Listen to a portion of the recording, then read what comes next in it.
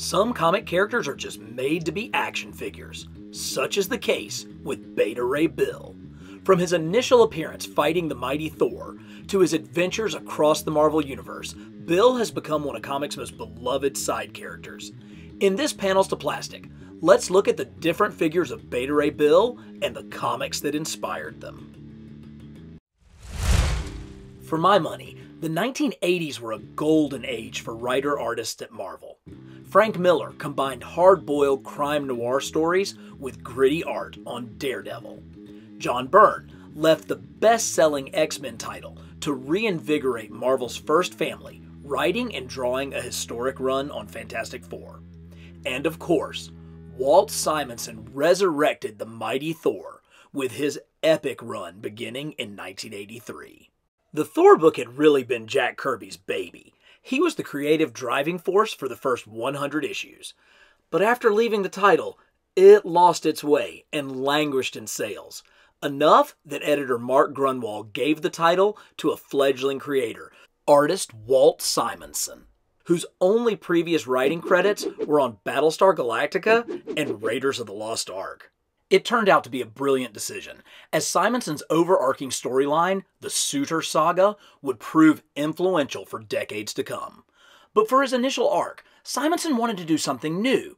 He was quoted as saying, "The first thought I had was I wanted to tell a story that felt like it had not been told before. I had read all the comics, and at this point there was about 20 years of continuity. So I thought, nobody's picked up the hammer. So I wanted to create a character from the ground up who could lift Mjolnir. And the first character that Mjolnir deemed worthy was Beta Ray Bill." Simonson's run begins with Thor investigating a space battleship that has come near Earth. Once inside, he's confronted by the alien tasked with protecting the ship, a creature called Beta Ray Bill. In the mighty Marvel manner, the two foes clash, and during the battle, Thor leaves his enchanted hammer on the ground. At this time in the comics, if Thor was without his hammer for 60 seconds, he would revert to his mortal Donald Blake form, and Mjolnir would become his walking stick, which is exactly what happened. Bill dispatches the now mortal Thor with one punch. Triumphant, he picked up his trophy and proceeds to smash it against the wall. And just as the inscription on Mjolnir says, "Whomsoever holds this hammer, if he be worthy, shall possess the power of Thor." Bill is transformed into an alien thunder god, the power of Thor coursing through him. Just then, Odin calls Thor back to Asgard, but mistakenly brings Bill instead. The new version thunder god lashes out, but Mjolnir returns to the hand of its creator, Odin. Thor then returns, and the three warriors climb high above Asgard, where Bill tells his story. He comes from a noble spacefaring race with advanced technology, a people living in harmony, until an explosion at the center of their galaxy destroyed much of their world. Bill was the chosen protector of his surviving people and underwent cybernetic changes to allow him to safeguard his race as he and his warship Scuttlebutt searched the cosmos for a new home. They were fleeing attack from a host of demons when Thor encountered them. Now, with the power Bill possesses from Mjolnir, he can properly shepherd his people until they can find a suitable planet to call home. But one hammer for two thunder gods just isn't going to work, so Odin decrees that the warriors shall battle to the death for the right to claim Mjolnir. Thor and Bill are transported to the fiery realm of Skartenheim, where the furious battle rages. They exchange epic blows, leveling the surrounding countryside. Both men fall, and are about to be swept over a sea of molten lava. Yet Bill rises first, and defying Odin's rules of combat, he saves the mighty Thor, and the two are then transported back to Asgard, where, as rightful champion, Bill claims Mjolnir as his own. This leaves Odin in a little bit of a pickle, so he summons the dwarves and tasks them with creating a new Uru hammer, one which is imbued with the Odin power, as old as all creation. Bill reaches into the molten cauldron and raises out with his prize, the power coursing through his every cell. He emerges with his hammer Stormbreaker as Beta Ray Thor once again. From henceforth, the noble warriors would fight together as brothers. But Odin had one last trick up his sleeve. He removed the enchantment from Mjolnir and placed it in Stormbreaker, allowing Bill to regain his mortal form. And thus ends Simonson's first arc and the origin of Beta Ray Bill. So the very first of our Walt Simonson Beta Ray Bill figures came from Toy Biz in 2006 in the MODOK Build-A-Figure wave. Now, that wave was one of the final waves of Toy Biz's time on the Marvel Legends line, and that leads to some very good things and some not quite as good things. So we're going to kind of take a look at all of that as we analyze this overall really impressive figure. So the first thing that truly stands out with this figure is just how accurate the sculpt is. I mean, they got all of the little details down, from the ribbing that happens along Bill's shoulders here to the collar around his neck. They got the very specific lines on his costume. Of course, Thor has these discs on his costume, but Bill's are connected by these wavy, almost Kirby-esque lines, certainly something that Simonson was aware of and did as a reference to Jack Kirby when he created this character. But it's the details through here that really are the most impressive to me. I read an article with Simonson's where he went back and was drawing Bill later, and he was like, oh, he goes, why did I put so much detail in this costume? And that's exactly what you see. These leg units here are straight out of the comic. These are exactly as they were drawn, even down to these golden boots. And I hope that you can see in the video that there's a nice black wash over these boots that doesn't hit every area. And so there are gold highlights like these circles and this band, these bands, particularly down around the ankles and at the level of the calves, that really stand out because of some outstanding wash. The sculpting detail of the belt is equally as impressive and is completely comic accurate with what we've seen before, and some of that same wash detail and paint overlay happens there. Of course, Stormbreaker is molded in that kind of pearlescent, sort of metallic looking plastic. It does give it kind of a metal look because of that, and it has a really nice gradation of color. And they made the effort to actually paint the strap, the leather strap, brown compared to the gold of the hammer itself. Bill's head sculpt is phenomenal, and I'm always appreciative of the movable jaw because that does give us a lot of different posing options with Beta Ray Bill because of that. His wings have individually sculpted feathers, and I like this cape. You know, there's a lot of debate between the plastic capes versus like a soft goods cloth cape, but this one, because it's more of the rubbery material, kind of bridges the gap. You still get a really nice flow from it. It's not quite as rigid as some of the hard plastic capes, and you can kind of move it around. Now, at this time, they were using stands for the figures. You can see there's a peg hole here in the back, and they actually placed a hole through the cape so that you could put the stand and have your Bill figure kind of in a flight pose. Now, if I had to make one negative comment about this, it's the lack of paint wash, particularly on this kind of brownish beige color. You know, Toy Biz was always really, really great about their paint wash on their figures, but when we got to the very final waves, they lost some of that, and it really would have benefited this figure to have more wash, particularly bringing out all the details of the sculpt of this head and on the arms. You know, Walt Simonson used a very, very heavy brush when he was inking his own work, and it made for a dynamic look to these figures, which is kind of missing from the face of this one. So if there was one thing that I would like to have seen done better, it would have been to add some of this great paint wash that we saw down here up on the upper body and the head as well. But overall, this is an unbelievably accurate version of Beta Ray Bill dating back to 2006. Classic Bill also made an appearance in the Marvel Universe 3 3/4 inch line. And while this does have some of the shrunk down details just based on its scale, it's still a really accurate classic Beta Ray Bill. I do love the Stormbreaker hammer that we have here.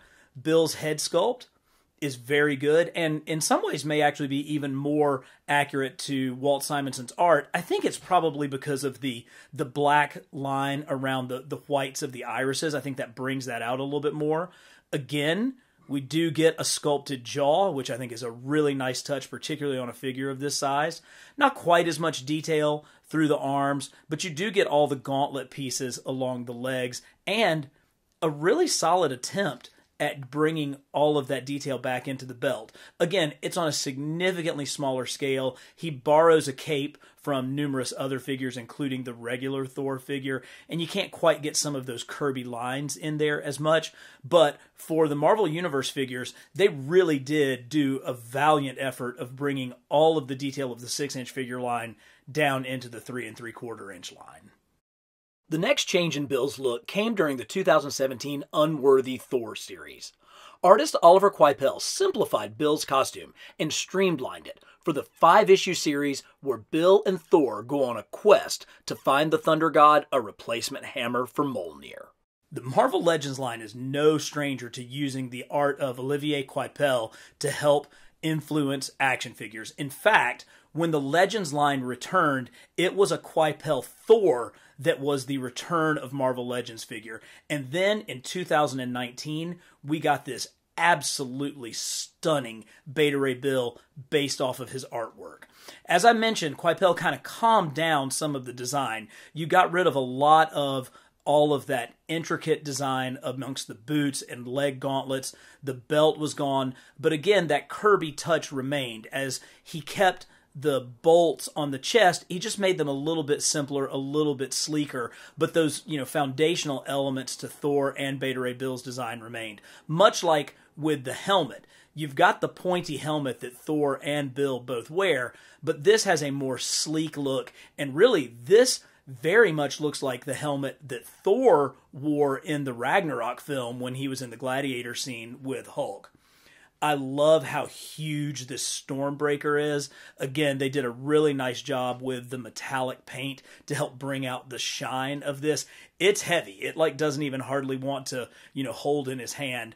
And they did, again, give us the leather strap in a brown paint so it sets it off from the hammer itself. But what I really love is when you saw the look in the comics, he was really wearing very much black from here down, but his chest piece has kind of an armored look, almost like, like a knight would be wearing armor across the top. And they managed to really accomplish that with a very subtle kind of silver overlay to this. You can see the differentiation between the abdomen piece and the chest piece, and how this chest piece really shines in the light and gives it that metallic look. And that's nicely set off by these terrific, shoulder pieces here. Of course, this figure got a really great paint wash. You can see just some of that black wash there on the triceps and on the biceps, even on the hands to bring out some of the detail. And it makes that head sculpt that much stronger. You get the depth of his eyebrows over those irises. And I think it also makes the teeth pop a little bit also. Really good range of motion with this head sculpt, so you can get this guy into some pretty awesome poses. I love the artwork of Coipel. I believe he's a Brazilian artist who has been at Marvel for quite some time and has really had a hand in some of the better stories of the last 20 years, and I'm glad to see his artwork represented so accurately in this line. Most recently, Beta Ray Bill received a major costume upgrade by artist Nick Klein in 2020. Thor had teamed with Galactus to try to stop the Black Winter, and Bill stood in the way of this union. This led to a pivotal scene where Bill, still worthy, caught Mjolnir. When Thor threatened to rip Bill's arm off should he not let go of the hammer, Bill refused. So instead, Thor called Stormbreaker, and then destroyed it against the Uru might of Mjolnir. Later in the series, Bill would return, wielding a mighty sword instead. The most recent Beta Ray Bill figure came out in late 2022 in the Diamond Select line. So this figure is actually in more of a 7-inch scale, but that doesn't bother me because a figure as massive and as monstrous as Bill, he can work in your display even though he's in a slightly larger scale. But this is all about the details. Look at the incredible intricacy of the sculpt. So this version of Beta Ray Bill was designed by Nick Klein in his run with Donny Cates in the most recent cycle with Thor.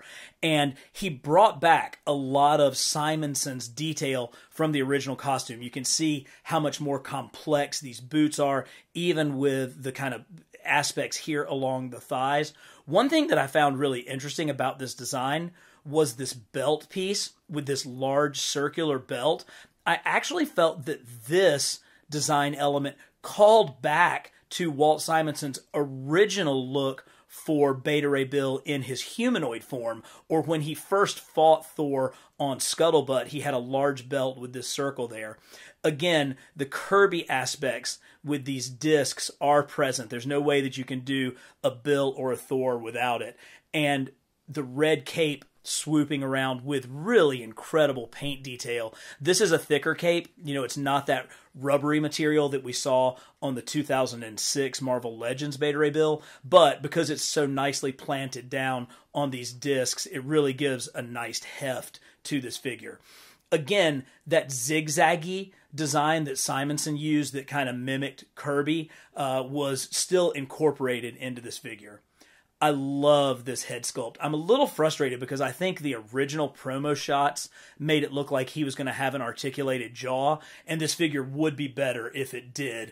I like the open kind of attacking face because that certainly works for what we're going for here, but it would have been better if you could have had the option of having him with a closed mouth. Of course, this is just absolutely spectacular, and I love how they got the gradient into this beautifully sculpted headdress. You still get the wings on the ears, but they're downplayed to really bring this feature out of the character design. Another gorgeous Stormbreaker, a little bit of subtlety there with the leather strap, but certainly a beautifully metallically painted Stormbreaker. This is just a mega mammoth gorgeous figure. In fact, let's pull up one of the 6-inch figures so that you can see just how big this figure is in scale in comparison. I'm not exactly sure if I'm going to be able to display him in my Thor display with the other Beta Ray Bill figures, but I certainly love this modern version of Beta Ray Bill. But there is one more, the granddaddy of them all, the Beta Ray Bill from Toy Biz, all the way back in 1997. The most common question I get is, what's your favorite action figure? Well, for the past 25 years, the answer has been the same. This one. Just look at it. Perfectly detailed sculpting with a real sense of movement and menace. Mammoth scale. This figure still works with any 6-inch Marvel Legends display. There is not a single paint stroke out of place, and there's a perfect amount of paint wash to highlight those heavy ink lines from Simonson's original design. And you top it all off with vac metallized gold highlights on the boots, shoulders, and of course, on that majestic Stormbreaker hammer. Yes, here it is in hand, perhaps my all-time favorite action figure, 1997's Beta Ray Bill from the Silver Surfer Classics line. And to really understand what the origin of this figure was, because this was such a departure from everything that Toy Biz was doing at the time, you have to look at the action figure industry as a whole. McFarlane Toys had really kind of taken the action figure aisles by storm with their Spawn figures. They had introduced a whole new level of sculpting and detail that the other companies just had to come up and match. Toy Biz at the time was mostly doing animated figures based on the Marvel Comics properties, X-Men, Spider-Man, and even like Fantastic Four and Ghost Rider. They weren't doing as much comic accurate stuff, but when you learned in Toy Fair magazine that there was going to be a 4-figure line called Silver Surfer Classics that had a 7-inch or 6.5-inch Silver Surfer figure. It had a Frankie Ray Nova figure. It had this crazy like Negan alien, but it also had this perfection of Beta Ray Bill. And I was still in school, when this figure came out, so I had to be extremely judicious about what I would buy, but there was never any doubt that I was going to pick this one up. They spared no expense with this figure. I mean, first of all, the sculpt is perfect. He's hunched. He's ready for action. I know that it really kind of only has the 5 points of articulation, but even with that, I don't know that you necessarily need... See, I've actually tried to glue the cape in the past to keep it in place. But look at how the cape, now that we're thinking about it, look at how it billows off of his back. And that's so reminiscent of Walt Simonson's artwork. You know, here's the 5 points of articulation. He does have some wrist swivel, which is really crucial when you've got a hammer. That works really well. And of course, those 4 fingers that Bill is known for come here. Not nearly as much movement at the waist. And unfortunately, this bad boy took a nosedive off of my Asgard shelf and was cracked here. So I've had to kind of glue him back together at his right hip. But it's the details. It's the vac metal on all of these parts. Look at how that shines. Look at that Stormbreaker. You know, you can see the reflection of the camera in Stormbreaker. They even, on this one, kind of gave us a little bit of silver paint all the way down through the laces there. Just a beautiful head sculpt. Certainly the most accurate Walt Simonson head sculpt. And unlike that other classic Beta Ray Bill figure, they did a great job with the paint wash to really bring out the details of this sculpt. There's a reason that this sat on my desk for over 10 years. There's certainly a reason when people ask, what is your favorite action figure? I constantly come back to this one. I'm a huge, huge Spider-Man fan, but for some reason, this character, his origin story, his look, the creation of him, and this action figure has led me to be a huge Beta Ray Bill fan for all of these years, and I hope that you've gained a new appreciation of him with this video. Want more of the best in comics history and action figures? Well, you're in the right place. Our Panels to Plastic series continues here with this playlist, and more character deep dives can be found here. And don't forget to comment, like, and subscribe to Carbon Scoring.